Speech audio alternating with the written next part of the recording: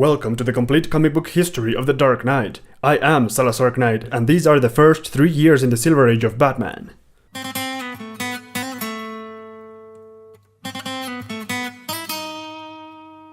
Now, before we start, let me explain why this is a 3-year episode instead of a regular single-year chapter. The Silver Age lasted for 15 years, from 1955 to the start of 1970. The first 9 years of the Silver Age for Batman were terrible. Really, the stories were not that good and the new characters were very silly. And making a single episode for every year is unnecessary. So what we're gonna do is we're going to rush over the first 9 years in 3 episodes and then we return to the old format of 1 year per video. So let's start with a quick introduction. The Silver Age of comics started in 1955 after the Golden Age and a break of 5 years. We have the whole Golden Bat series and The Gap, so make sure to check them out. Now, many historians believe that the Silver Age officially started in 1956 with the introduction of the new version of the Flash. However, the comic book industry was already changing by then thanks to the inclusion of the Comics Code Authority in 1955. This entity was created to promote censorship in comics after a controversial psychologist called Frederick Werthmann published a book called Seduction of the Innocent in which he criticized comic books. For this reason, 1955 is unofficially the first year of the Silver Age and the industry started to focus on science fiction and fantasy stories, and also the campy feeling from the Silver Age started to become very obvious. Without further ado, let's begin the Silver Bat with the first year. The first year of the Silver Bat starts with some of the most ridiculous stories. For example, the janitor who becomes a genius and his head grows to beach ball size after a freak accident in Detective Comics 217. Or the hero called Bad Boy who is literally a bad boy from Batman number 90. And also the story in which Batman and Robin switch ages, making Robin an adult and Batman a kid in Detective Comics 218. And also the story about Batman using an old-fashioned version of the Batmobile from Detective Comics 219. Just so you get an idea, this is what the Silver Age looks for the first 9 years. That's the reason why we're going to speed through these years in these videos. However, it's worth saying that the Silver Age is also notable for some of the most interesting and crazy Superman-Batman stories in World's Finest, and we're gonna take a look at them as well. Let's start then with Batman number 92, which as you can see is the first appearance of Ace, the Bat-Hound.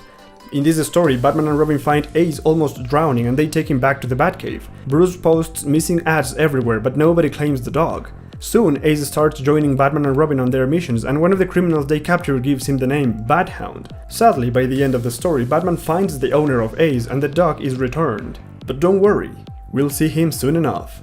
The combination of Batman and Superman in World's Finest was simply amazing. Writers had the chance to play with the elements of both heroes, and of course the first thing they did was giving Superman his own super signal in World's Finest number 74. Batman and Superman were occasionally forced to compete with each other, like in World's Finest number 76, but they always remained super friends. You hear that, Batman v Superman? And also, as the two heroes could be on the same story, the writers decided to give Batman the powers of Superman, and then Superman got his own supermobile with his own super cave. Imagine Batman flying through the sky and Superman riding a sweet car. You just gotta love these stories. Moving on, we have Batman number 95, and this issue introduced what I think is the only vehicle that Batman was missing to his collection of Bat vehicles. I am talking about the Bat Train. In the story, several police departments want Batman to give lectures on their cities, and so they built this awesome steam locomotive designed to resemble the Bat vehicles. Batman travels across the country on the Bat Train, but after this story he never uses it again. Probably because it wasn't his to begin with. In Detective Comics 225, 4 men are allowed to become Batman for a day as part of a charity contest, and one of them is Commissioner Gordon, who looks just as good as Batman as he does in the Super Heavy storyline. This story is not that much relevant, but what's truly important of this issue is that it marks the first appearance of the Martian Manhunter. It doesn't happen on the Batman story, but on the third story, because at the beginning of the Silver Age, comics usually were about 40 pages long and had 3 stories each. Next, there is Detective Comics 226, which reveals a story from Batman's past. As it turns out, Bruce Wayne was the first Robin in history and he worked with a notorious detective called Harvey Harris. It's worth saying that this story is only canon for the Silver Age version of Batman. In Detective Comics 230, the second Mad Hatter is introduced. Not much is known of this criminal except that he was different from the first Mad Hatter in physical appearance for his mustache and for being a more round man. He was also a lame criminal because all he wanted to do was collect hats. Sadly, this obsession was later used for the real Mad Hatter. However, it's worth saying that this Mad Hatter was first given the name of Jervis Tetch, but since he made very few appearances during the Silver Age, the writers decided to bring back the original Mad Hatter in the Bronze Age and gave him the Jervis Tetch name, making this Mad Hatter too an impostor. And now, moving on to the second year, things get a bit more hectic. For example, in Detective Comics 231, we learn of the first sidekick of Batman, who is not Robin but Batman Jr., a random kid who worked with Batman only once to capture some criminals. Meanwhile, Detective Comics 233 introduces for the first time ever to Batwoman and the Bat Cycle. That's right, Batwoman is a Silver Age character and a much needed female figure in the Batman universe. In fact, she was introduced to eliminate the claims made by Frederick Wertman that Batman and Robin were a gay couple. So, in the story, Batwoman is Kathy Kane, a former trapeze artist and motorcycle stunt woman, who inherited a big fortune from her uncle and decided to use that fortune to become the Batwoman inspired by Gotham's Dark Knight. Batwoman is actually pretty good at her job, but when Batman finds out her identity, she decides to give up her career, thinking that if Batman could deduce her secret, other criminals might as well. This is quite a weak introduction for such a strong character, but this was the standard for the Silver Age stories. In Detective Comics 235, we learned that there was a previous Batman before Bruce Wayne, and that was his very own father, Thomas Wayne.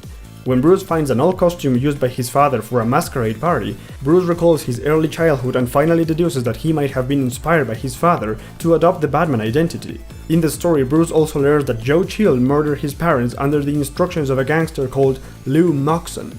Batman then decides to confront Moxon wearing his father's old Bat costume, which causes Moxon to confess his crimes and run into a truck, which kills him instantly. Batman then decides to place his father's Bat costume in his Batcave as a trophy. And this story is very important for Grant Morrison's storyline, Batman R.I.P. And next, we have a Bat Tank!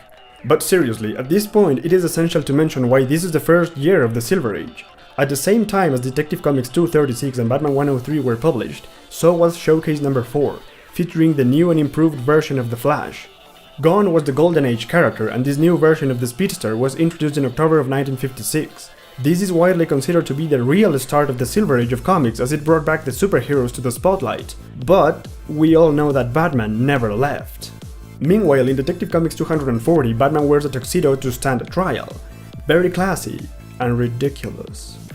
But if we are talking about ridiculous, nothing beats the Rainbow Batman from Detective Comics 241. In the whole issue, Batman uses batsuits from different colors until he finally evolves and becomes one with the rainbow. All these with the purpose of getting all the attention away from Robin. As I said, ridiculous. World's Finest number 83, on the other hand, is the perfect example of how much Superman trusts Batman. The Man of Steel gives the Dark Knight a special box that contains Kryptonian pills created by Jor-El, Superman's biological father, in order to restore Superman's powers if he ever loses them. However, as they became coated with kryptonite, they are now harmful to Superman, and he decides to give them to Batman, so he could keep them in the Batcave where it should be safe.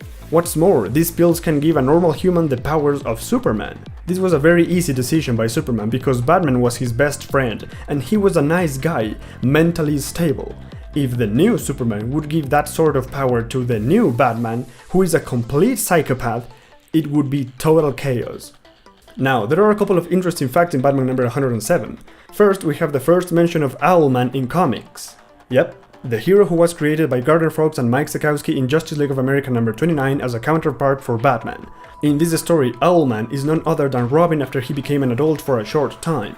Don't question it, it's the Silver Age. As he was unable to use the Robin costume, he used an Owlman costume to fight alongside Batman. And then we have the enemies of this story, a trio of acrobats turned criminals who call themselves Daredevils. These characters first appeared in Detective Comics number 50 as the Three Devils. We mentioned that story in the second episode of The Golden Bat, which is weird and cringe-worthy. Anyway, these Daredevils are notable because they dress in Red Devil costumes with little horns. Does it remind you of someone? Perhaps a marvelous blind lawyer? And also there is a Batman statue similar to the Lincoln Memorial in the Gotham Park. It's the Silver Age, bruh. And let's end this episode with year 3 of the Silver Age, which starts with the story of a giant Batman in Detective Comics 243. World's Finest number 88 features for the first time ever the supervillain team-up between the Joker and Lex Luthor, the greatest enemies of Batman and Superman combined. And this whole situation just reminds me of the trilogy of episodes of Superman the animated series called World's Finest. The stories are completely different, but the feeling is almost the same. Detective Comics 244 is an issue dedicated entirely to the Batarangs, including a giant-sized Batarang used by Batman for aerial surveillance. Oh, the Silver Age. In Detective Comics 245, Commissioner Gordon becomes the masked vigilante called Mystery Man, because he is forbidden from working on a case even though he knows how to capture the criminals.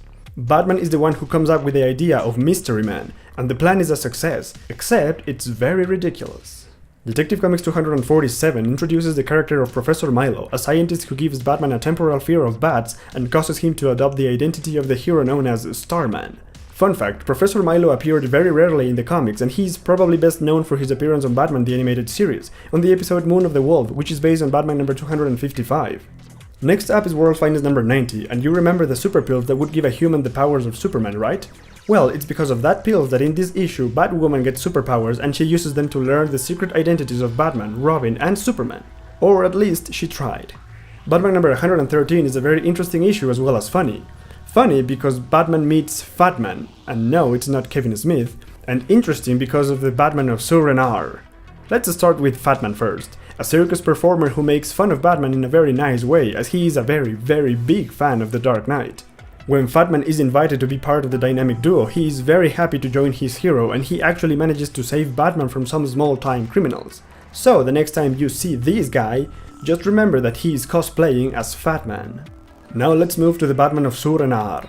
This Batman is a scientist called Thanos, and he lives on the distant planet of Zur-En-Arrh. He was inspired by Batman and he created his own version of the Batsuit, which is mainly red with purple elements. Also, you can notice that this Batsuit features the yellow oval around the Bat emblem on his chest. This was probably used as an inspiration for the Batsuit of the 60s. Anyway, in this story, Thanos teleports Batman to Zur-En-Arrh, where Batman gains superpowers like Superman. After his mission is complete, Batman is teleported back to Earth and Thanos gives him a special souvenir, a bat device called the Bat Radio. This story is quite interesting, especially if you have read Grant Morrison's storyline Batman R.I.P. In that storyline, Batman wears a similar costume to that of Thanos and he uses the Bat Radio as well to fight off the Black Glove. This is probably the best example of Grant Morrison referencing Silver Age comics during his run on Batman. Moving on, remember the terrible trio from Batman the Animated Series? Well, I don't blame you if you don't, those guys were literally terrible. And they are Silver Age villains who appeared in Detective Comics 253. And finally, let's end this year with the most ridiculous story from Batman number 114, the Bat Ape. Just as you hear it, an ape dressed as Batman. Because this is the Silver Age. And that was just the first 3 years. We still have 6 more years of complete Silver Age madness before we go into the cool part of this era. So, if you don't want to miss the upcoming madness, go ahead and subscribe. If you liked this video, then hit the like button and maybe watch some of our older videos. They might not be good, but heck, if you love Batman as much as I do, then you're in for a treat.